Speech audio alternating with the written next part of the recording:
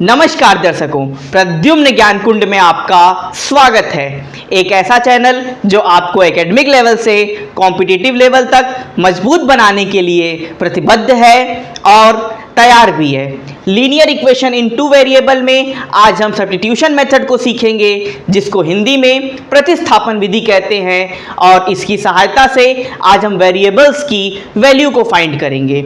हर साल board exam में एक प्रश्न यहाँ से जरूर रहता है, और कंपटीशन में भी जब हमको x और y की वेरिएबल्स की वैल्यू निकालनी होती है तो हम इस मेथड का प्रयोग करते हैं। आज हम इसे बेहतरीन तरीके से सीखेंगे, आपको निश्चित रूप से आनंद आएगा। नदी सा चल सरोवर सा रुक नहीं, अपनी ख्वाहिशों को तू सीमित कर नहीं, अभी ख्वाहिशों के परिंदों की उड़ान बाकी है, अरे क्या फिक्र तुझे, अभी पूरा जहान बाकी है। आइए इसी मोटिवेशन के साथ हम अपने टॉपिक को शुरू करते हैं। तो linear equation in two variable में सबसे पहले तो हम ये देखेंगे कि इक्वेशन जरूर होना चाहिए। थोड़ा सा बेसिक परिचय लेते हुए हम आगे बढ़ते हैं। जैसे मैंने लिखा 3x + 2y = 7, इसका मतलब ये इक्वेशन है, बिल्कुल इक्वेट किया गया है, इक्वल का प्रयोग है, तो ये इक्वेशन है। और इसमें वेरिएबल्स कितने हैं, यानी अननोन क्वांटिटी कितनी है, तो x भी है और y भी है। इसका मतलब ये टू वेरिएबल का इक्वेशन है। ये बात पक्की हो गई। ये लीनियर है कि नहीं है, क्योंकि लीनियर इक्वेशन हम पढ़ रहे हैं। तो लीनियर का मतलब कि अगर इसकी मैक्सिमम पावर 1 है तो ही लीनियर बोला जाएगा, अगर मैक्सिमम पावर 2 है तो वो क्वाड्रेटिक इक्वेशन हो जाएगा। इसका मतलब कि देखिए यहाँ पे लीनियर, इसकी मैक्सिमम पावर 1 है, इसकी भी मैक्सिमम पावर 1 है। इसका मतलब हम इसे linear equation in two variable बोलेंगे। अब इसमें हमारा फोकस क्या रहता है, यानी इसका स्टैंडर्ड फॉर्म क्या हो सकता है, ax + by + c = 0, क्योंकि 7 को इधर ले आके -7 लिखा जा सकता है और बराबर 0 किया जा सकता है। इसका मतलब standard form of linear equation in two variable क्या हो सकता है, ax + by + c = 0। इसका मतलब कि हम ये समझ गए कि ये linear equation in two variable है। अब इसमें बेसिकली हमें x और y की वैल्यू को फाइंड करना रहता है। क्वेश्चन भी यही आता है कि हमें x और y की वैल्यू फाइंड करनी है, और इसके 3 मेथड होते हैं। मतलब कि हम x और y को 3 मेथड से फाइंड कर सकते हैं। पहला मेथड होता है जो हम लोग सीख रहे हैं, सब्स्टिट्यूशन मेथड। सब्स्टिट्यूशन मेथड, इसको हिंदी में कहते हैं प्रतिस्थापन विधि। क्या कहते हैं, प्रतिस्थापन विधि। प्रतिस्थापन विधि। दूसरा है एलिमिनेशन मेथड, जो हम नेक्स्ट वीडियो में चर्चा करेंगे। Elimination method, elimination method. और तीसरा मेथड भी होता है, इसको हिंदी में कहते हैं एलिमिनेशन मेथड को विलोपन विधि, यानी इसमें लोप हो जाता है, दरअसल हम लोग सीखेंगे विलोपन विधि। और जो तीसरा है उसको कहते हैं cross multiplication. Cross multiplication, cross multiplication method, इसको कहते हैं वज्र गुणनखंड विधि। तो इसका मतलब ये तीनों मेथड होते हैं। आज हम सब्स्टिट्यूशन मेथड को सीखेंगे। अब हम इसके लिए हमें सवाल की ज़रूरत पड़ेगी, वो सवाल हम देखते हैं, और आज हम सब्स्टिट्यूशन मेथड को बेहतरीन तरीके से सीखेंगे। और बोर्ड में जब आएगा, आपसे एग्जाम में आएगा, तो आप फ्री हैं, आप कोई भी मेथड लगाइए। आज हम सब्स्टिट्यूशन मेथड को सीख जाएंगे, बाकी मेथड हम लोग नेक्स्ट वीडियोज़ में सीखेंगे। तो पहला सवाल है x + y = 14, ये तो पहला इक्वेशन है। दूसरा इक्वेशन क्या है, x - y = 4। मतलब 2 इक्वेशन है, और इसी दोनों इक्वेशन की सहायता से हमें x और y की वैल्यू को फाइंड करना है। तो कैसे करेंगे x और y की वैल्यू फाइंड, सबसे पहले हम इसको मान लेते हैं इक्वेशन नंबर 1। आराम से सीखेंगे, घबराइए नहीं।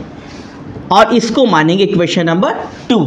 अब हम या तो इक्वेशन नंबर 1 का सहारा ले लें, या फिर इक्वेशन नंबर 2 का सहारा ले लें। यानी इक्वेशन नंबर 2 का अगर हम सहारा लेंगे तो पुट किस में करेंगे, वैल्यू को 1 में, और अगर 1 का सहारा लेंगे तो पुट किस में करेंगे, 2 में। तो ये ध्यान रखिएगा कि अगर हम 2 की सहायता से जा रहे हैं तो वैल्यू पुट 1 में कीजिएगा, और अगर 1 की सहायता से आ रहे हैं तो वैल्यू पुट 2 में करिएगा। तो अभी हम दूसरे के सहारे से बढ़ रहे हैं आगे। यहाँ से हमें किसी एक को रोक लेना है, तो हम x को रोक लेते हैं। जब हम x को रोकेंगे तो इधर क्या है, 4 है, और ये माइनस वाई जब उधर जाएगा तो प्लस वाई हो जाएगा। इसका मतलब ये आ गया x का, हमने एक को रोक लिया और y को उधर भेज दिया। अब हम इसी को पुट करेंगे, क्योंकि दूसरे का सहारा लेके निकाले हैं, तो पुट किस में करेंगे, पहले वाले में। तो लिख दीजिए पुटिंग इन इक्वेशन फर्स्ट, क्योंकि दूसरे की हेल्प से निकाले हैं इसलिए इसको फर्स्ट इक्वेशन में पुट कर देंगे। अब फर्स्ट इक्वेशन लिख लीजिए, क्या है, x plus Y equal to 14। चलिए पुट करिए। हमें क्या करना है, x की वैल्यू हमें मालूम चल गई है 4 प्लस वाई, तो जहां x नजर आएगा वहां हम क्या रखने वाले हैं, 4 प्लस वाई। क्या रखने वाले हैं, 4 प्लस वाई। तो x यहां मिला, इसकी जगह हम क्या रख देंगे, 4 प्लस वाई। फिर देखिए प्लस है, y है, ये दिख रहा है ना, x की जगह हमने 4 प्लस वाई लिखा है और प्लस वाई तो ऑलरेडी है यहाँ पे, तो इसका मतलब x की जगह 4 प्लस वाई और प्लस अगेन y बराबर कितना हो जाएगा, 14। चलिए अब इसको सॉल्व करते हैं, तो ये हो जाएगा 4 y प्लस वाई, कितना y हो गया, 2y हो गया। तो 4 प्लस 2y इक्वल टू 14। अब इस 4 को उधर भगाया जाए, इधर प्लस 4 है, उधर जाएगा तो माइनस 4 हो जाएगा। इधर क्या बचा, 2y बराबर 14 माइनस 4। इसका मतलब 2y बराबर क्या हो जाएगा भैया, 10। अब इस 2 को भगाइए, 2 का यहाँ मल्टीप्लाई हो रहा है, इधर डिवाइड हो जाएगा, तो y बराबर क्या हो जाएगा, 10/2। इसका मतलब y की वैल्यू आ गई 5। अच्छा, y की वैल्यू 5 आ गई, तो x की कहाँ निकालेंगे, यहीं पे निकाल लीजिए।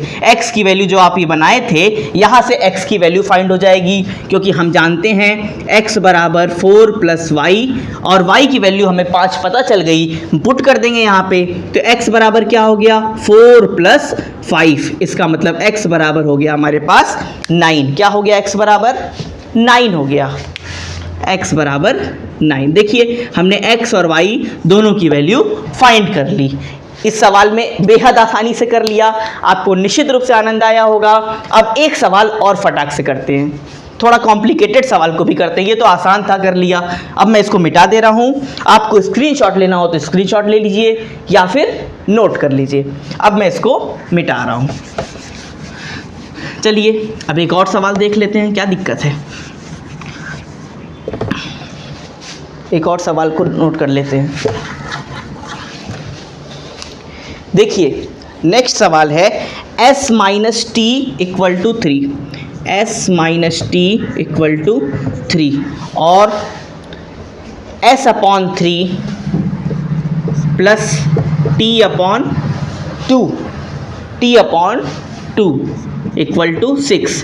तो देखिए हम वही काम करेंगे, एक को इक्वेशन 1 मानेंगे और एक को इक्वेशन 2 मानेंगे। तो इसको इक्वेशन 1 तो मान लेंगे क्योंकि ये ठीक ठाक लग रहा है देखने में, लेकिन ये बीच में जो ये अपॉन 3 है और अपॉन 2 है, तो थोड़ा सा ये डिस्टर्बिंग लग रहा है, मतलब उतना सही नहीं लग रहा है। तो हमारा पहला फोकस होगा कि भैया पहले इसको सही कर लो, क्योंकि थोड़ा सही नहीं दिख रहा है। सही कैसे करेंगे, 3 और 2 का एलसीएम ले लीजिए, ये 6 हो जाएगा। नीचे वाले से डिवाइड कीजिए, तो 3 2 जा 6, 2 आया। 2 का मल्टीप्लाई ऊपर वाले में करिए, यानी न्यूमरेटर में कीजिए, तो ये 2s आ गया, प्लस 2 3 जा 6, 3 आया। 3 का मल्टीप्लाई किस में करेंगे, ऊपर वाले में यानी t में, तो 3t हो गया बराबर 6 तो है ही। अब इस 6 का डिवाइड हो रहा है ना, इधर मल्टीप्लाई कर दीजिए, तो 2s plus 3t equal to 36। अब ये थोड़ा सही लग रहा है देखने में, इसको इक्वेशन नंबर 2 मान लेंगे, इसको इक्वेशन नंबर 1 मान लेंगे। तो चलिए 1 और 2 अब हमें थोड़ा सही सिस्टमेटिक वे में मिल गया है। अब हम क्या करेंगे, जो काम पिछले सवाल में किए थे वही काम इस सवाल में करेंगे। अब इस बार कहिए तो हम पहले का सहारा लेके दूसरे में पुट करके दिखा दें। चलिए वही कर लेते हैं, पहले का ही सहारा लेते हैं। तो अब फ्रॉम इक्वेशन 1 पहले का सहारा लीजिए, तो हमें किसी एक को रोकना है, किसी एक को भेजना है, तो हम s को रोक ले रहे हैं, t को भेज दे रहे हैं। तो यहाँ से क्या आ गया, s बराबर 3 प्लस t, क्योंकि माइनस टी उधर जाएगा तो प्लस टी हो जाएगा। अब इसी s बराबर 3 प्लस टी को, क्योंकि पहले के हेल्प से निकाले हैं, इसलिए पुट किस में करेंगे, सेकेंड वाले में। तो पुटिंग इन इक्वेशन इक्वेशन किसमें भैया, सेकंड में, सेकंड में करिए पुट। चलिए सेकंड है क्या हमारे पास, इसकी जगह पुट करना है, तो सेकंड इक्वेशन है हमारे पास, मैं यहाँ लिख दे रहा हूँ,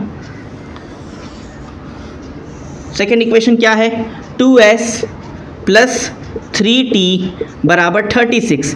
s की जगह रखेंगे, जहां s नजर आए वहां 3 प्लस टी रख दीजिए, तो बाहर तो 2 है, ब्रैकेट लगा दीजिए क्योंकि 3 प्लस टी दोनों हैं, 3 प्लस टी, ब्रैकेट को क्लोज कर दीजिए, प्लस 3t भी तो है इसी इक्वेशन में, 3t भी लिखिए बराबर 36 लिखिए। अब 2 का मल्टीप्लाई दोनों में कीजिए, तो 2 3 जा 6, और 2 का मल्टीप्लाई t में भी होगा तो 2t हो जाएगा।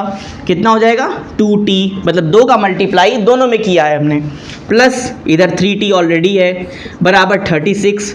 सॉल्व करिए फटाफट, ये 2t और 3t 5t हो जाएंगे, तो 6 प्लस 5t बराबर 36, प्लस 6 को उधर भेजिए तो -6 हो जाएगा, तो 5t बराबर 36 माइनस 6, इसका मतलब 5t बराबर 30 हो गया, और t बराबर क्या होगा, 5 का यहाँ मल्टीप्लाई है, उधर डिवाइड कर दीजिए, तो t बराबर 30/5, इसका मतलब ये 6 आ गया, यानी t की वैल्यू कितनी आ गई, 6 आ गई। अब s की वैल्यू भी तो निकालनी है, s की वैल्यू कहाँ निकाली, यहीं पुट करके निकाल दें इसी की हेल्प से। चलिए s बराबर क्या माना है हमने, जो पहले माना था s बराबर 3 प्लस टी माना था ना, तो आप रख दीजिए t की जगह 6 रख दीजिए, s बराबर 3 प्लस 6, इसका मतलब s बराबर क्या आ गया, 9 आ गया। कितना आ गया, 9 आ गया। देखिए कितने बेहतरीन तरीके से हमने आज सब्स्टिट्यूशन मेथड में, एक सवाल थोड़ा जटिल था, इसको भी किया, बेहद आसानी से हो गया। बस यहाँ पे बच्चे डर जाते हैं, लेकिन इसको आप थोड़ा सिस्टमेटिक वे में कर लेंगे तो बहुत आसानी से आप सॉल्यूशन तक पहुँच सकते हैं। देखिए कितने बेहतरीन तरीके से हमने आज सब्स्टिट्यूशन मेथड को सीखा। यदि आपको मेरा तरीका अच्छा लगता है, यदि आपको मेरा प्रयास अच्छा लगता है, तो आप निश्चित रूप से हमारे साथ जुड़िए, हमारे चैनल को लाइक कीजिए, सब्सक्राइब कीजिए, ज़्यादा से ज़्यादा मात्रा में शेयर कीजिए, क्योंकि ये आप ही का चैनल है। अपने माता पिता का ध्यान रखिए क्योंकि वो साक्षात ईश्वर हैं। अपने आसपास सफाई बनाए रखिए और राष्ट्र सेवा की भावना अपने अंदर प्रबल कीजिए। बहुत बहुत धन्यवाद।